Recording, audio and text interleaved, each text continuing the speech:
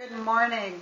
This is Gretchen Vogel, Choices Publishing and HowSpiritWorks.com. And this morning we're going to be talking about creativity. Now, as many of you know, if you've been following me, these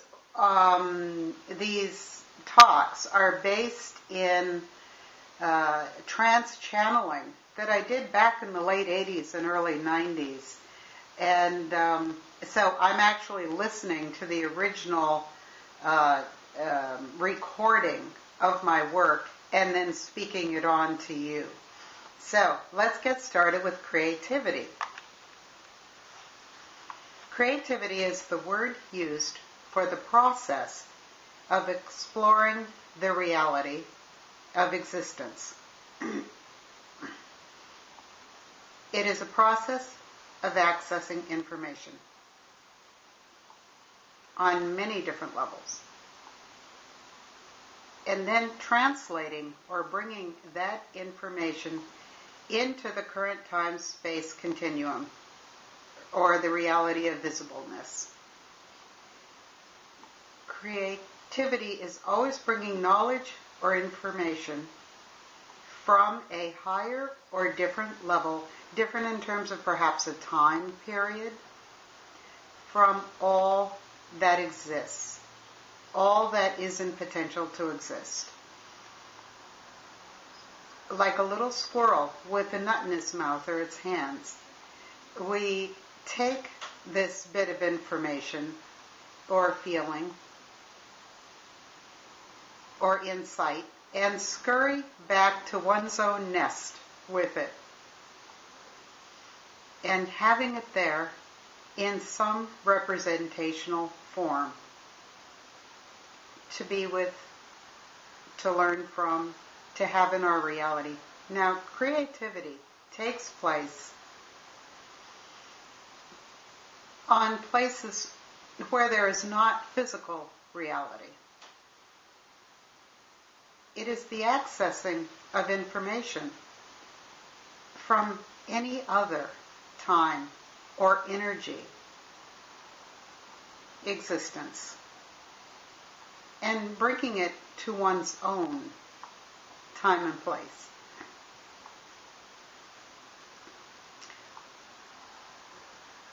So this can happen when you're out of physical as well as when you're in physical. But we'll stay within the physical parameters today. So that for all intents and purposes, there is the journeying forth, the gleaning or gathering of information, the bringing it back, and then the executing it in physical, in whatever style, abstraction, or physical materialization that one is working with. So we see the incredible leeway and scope possible in creativity. Now, someone can be creative with very negative elements of reality. Somebody can be extremely creative and evil by tapping into, say, evil that was committed at different time periods, or evil that exists somewhere else on the planet, or evil that might be an action in the future, or simply accessing a thought pattern of somebody who is thinking about performing or committing an evil act, who may not have actually done this, may have just thought about it, and so energized that thought pattern to some extent that it was placed into the species consciousness pool, and therefore is being able to be accessed by anybody who is looking for that particular type of thing. So somebody could be actually an evil genius in terms of accessing information from a reality that one is not in, and bringing it then back into their own time, space, point of reference that we are in at the time. So creativity is not necessarily always for good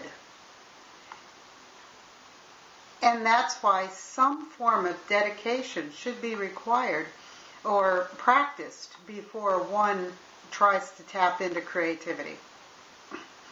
And that's why people can commit evil acts that you can't even imagine that they would ever be able to think up or conjure up by themselves. But they're being creative in their access to evil from other thought patterns or actions at some point in history.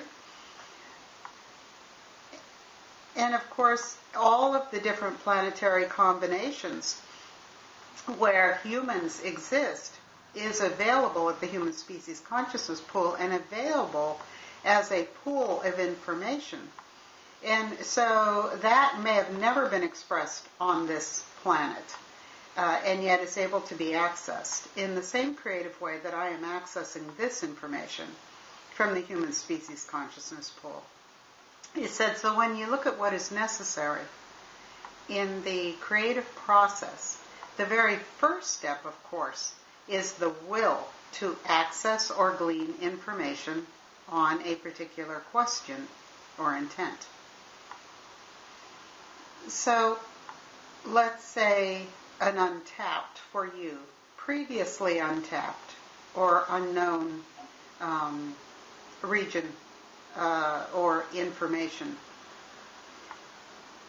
So when one enters the creative process for the first time, one has to explore and practice their mental awareness in order to access a different level of energy expression. This takes practice to do this, to access something that we had previously not accessed before.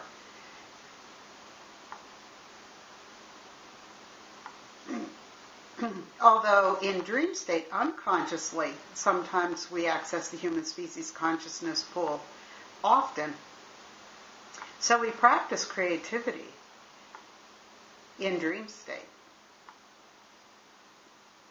before we might access it in a conscious state. But it's the conscious accessing of this knowledge or information sources that are extra or outside of the physical sensory perception that is the process of creativity. And yes, animals express creativity by accessing their own species consciousness pool or information pool.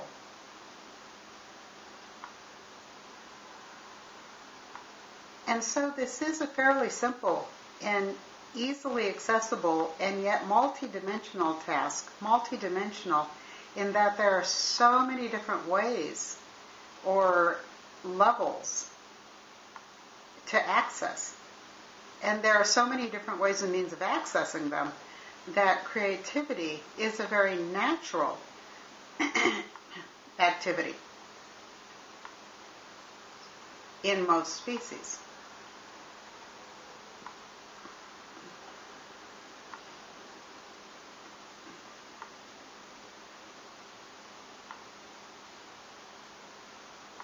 And no, you humans are not the only aesthetic animal. We are talking about creativity as a process and what that process is. So I'm going to seek to define that today.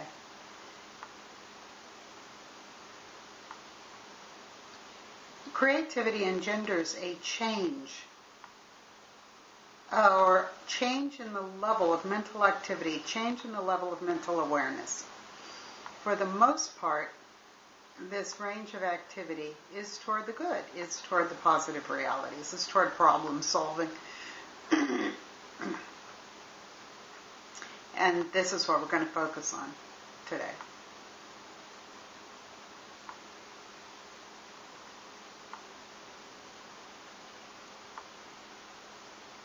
This change of consciousness to a negative or less God-directed or less energized direction states of reality creates the despair. If someone who in the creative process continuously accessed the more negative stances, energy-wise, then one is depleted and depressed and de-energized by these activities.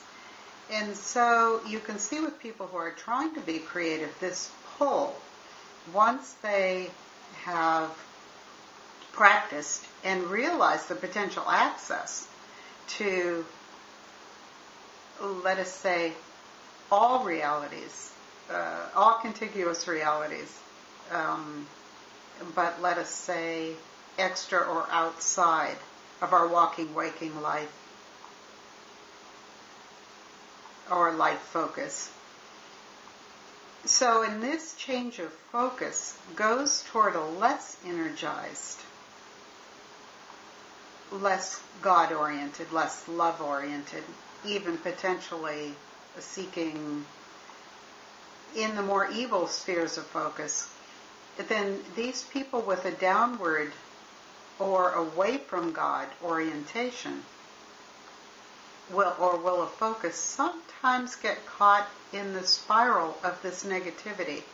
And so the creative process can ultimately lead to self-destruction, as we've seen with artists who are obsessed with darkness and blackness and ultimately may commit suicide in a physical way of participating in this change of reality, this darker focus.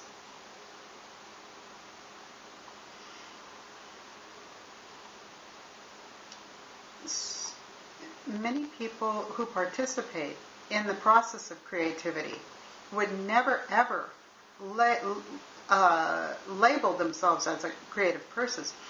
We associate creativity with art, but creativity is the process and art is the result. And the two can be somewhat disentangled even in terms of process. So creativity is this conscious going forth in a change of focus. Now, creativity is used primarily in problem solving in our species, where someone who is in a situation where there doesn't seem to be any apparent resolution or obvious resolution, in other words, it's not a simple problem, will often turn inward and ask themselves, is there another approach to this? They may often turn outward seeking knowledge in books or the internet. Actually, the internet didn't exist in 1988.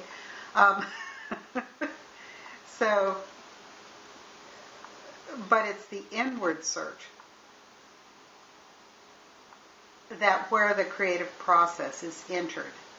And in simply asking themselves if there may be another approach or something they're overlooking that is causing the situation to continue to be problematic. They are inwardly tapping into greater knowledge, access to greater knowledge, either through the interlinking with other life forms, of course, on a cellular level on this planet, or the species consciousness, or even higher knowledge. We can tap so many areas in what's called the creative process. So problem solving is often our first activity, our first exposure to creativity as a process, and it's more or less ongoing. And creativity is such a natural function. Any sentient animal that you would be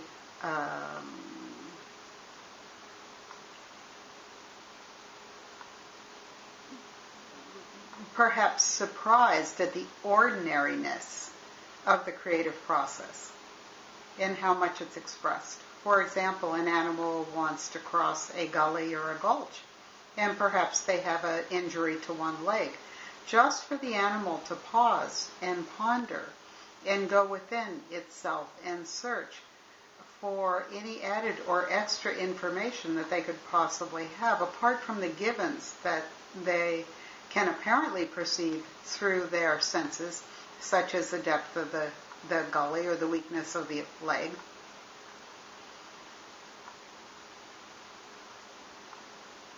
Put that together with a drawing on of any prior experience, which in terms of time perhaps is accessing memory of when they've seen somebody else do a similar thing. But that is outside of their present reality as they're contemplating their action.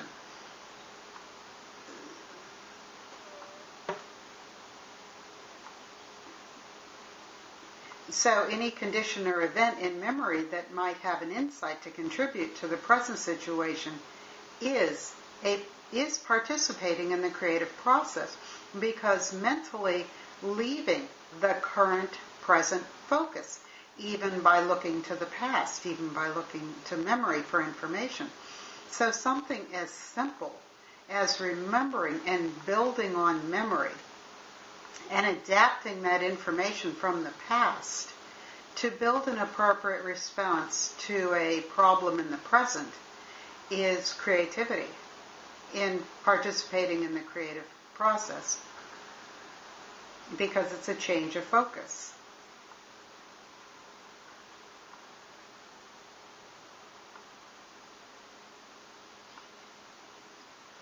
Changing our focus from accessing current present information into accessing information that is not in our present with us, perhaps from past events. Now, even within the current focus or the current framework, when you're accessing information on the life level, let's look at information that is shared, because the energy in life is shared and transformed from one form to another. And this energy in matter of itself, in terms of the cellular level, the cellular material that is shared throughout everything that is living, carries with it information that can be accessed. And this type of information in a human verbal abstraction is called intuition. Intuition is tapping into current existing life level greater information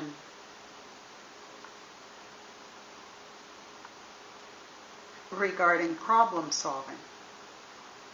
So if you look at fear as a chemical response, that is also an intuitive response. That's an example of the life shared warning in our biological mechanism.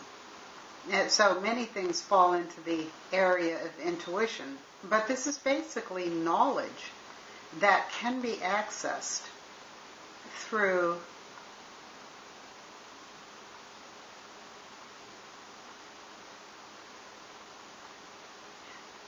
it's accessing the knowledge ability that is carried in our own mechanisms. So a lot of the biological responses of comfort, temperature control, reproductive instinct,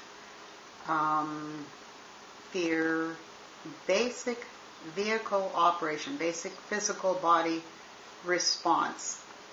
When the mind is tapping into information that is held within us, it's held in the current physical vehicle, that's called intuition. But we also access this through the creative process by turning inward.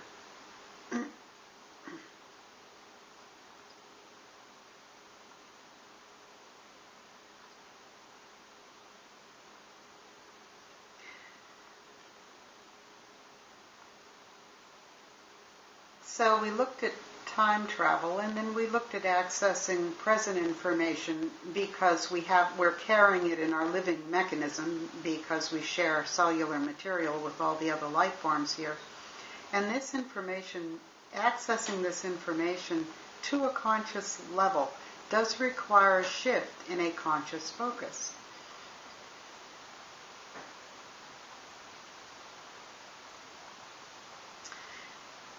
So to bring it into our conscious verbal abstraction does require a change of focus, or an intent, or a will to change our focus. And then when we are mentally accessing the human species consciousness, they're saying I have a lot of information on that already. So, but the physical analogy of this might be traveling, reading books. Of course, now it's the internet. We're tapping the human species consciousness pull through the internet. Yeah, I mean, the internet is a metaphor for this. But if we're looking at strictly a species orientation for ourselves, we're tapping into our species knowledge, which is available to all of us. This knowledge is also needed when we first begin life as a child, to learn what the potential function of, because we're such a mentally oriented species, to remember how to be human. So aside from mimicry, there is an interior access to intuition as we learn how to be human.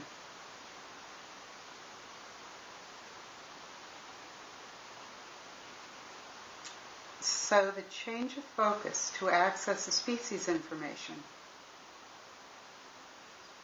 is a participation in the creative process.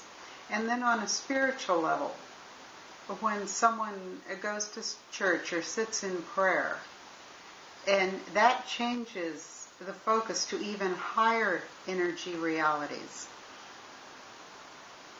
And we're willing ourselves to be filled with grace. We are willing oneself to access the higher or the highest energy potentials available to ourselves as a self-knowing individual. And this change of focus is also in terms of the creative process, because, of course, it is a change of focus, accessing excess or outside of ourselves energy. So the change of focus in prayer is also part of the creative process. So this is the first phase of creativity, is the change of focus, and I think I'm going to stop this here.